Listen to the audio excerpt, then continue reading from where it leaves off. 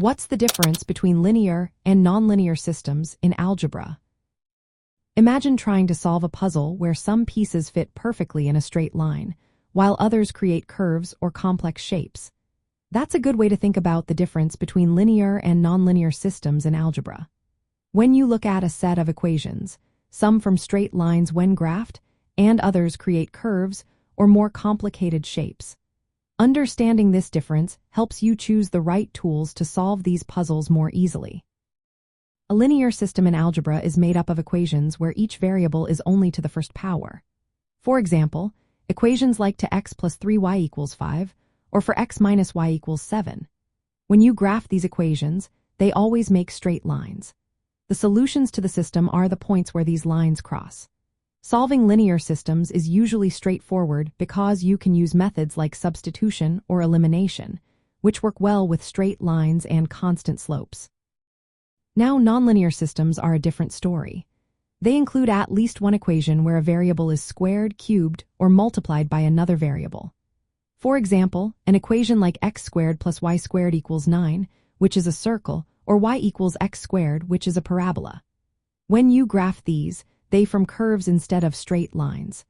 The slopes of these curves change at different points, making the system more complex to solve. Sometimes, you get multiple solutions because the curves can intersect in more than one place. The key difference is in the shape of the graph.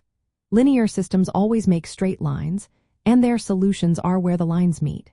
Nonlinear systems make curves like circles, parabolas, or other shapes, and their solutions are the points where these curves intersect. Linear equations have a constant slope, meaning the steepness of the line stays the same everywhere. Nonlinear equations have slopes that change at different points, which makes solving these systems more challenging. When solving linear systems, simple methods like substitution or elimination are enough because the relationships between variables are straightforward. For nonlinear systems, you might need to use substitution, but often you'll need to handle quadratic equations or other more advanced techniques. Sometimes, solving these systems involves finding multiple solutions or dealing with complex numbers.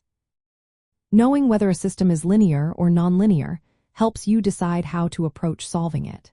Linear systems are usually faster to solve and easier to understand because of their straight-line graphs. Nonlinear systems can be more complicated, but understanding their shape and behavior makes it easier to pick the right method. Whether you're working with straight lines or curves, recognizing the difference makes algebra much clearer and more manageable.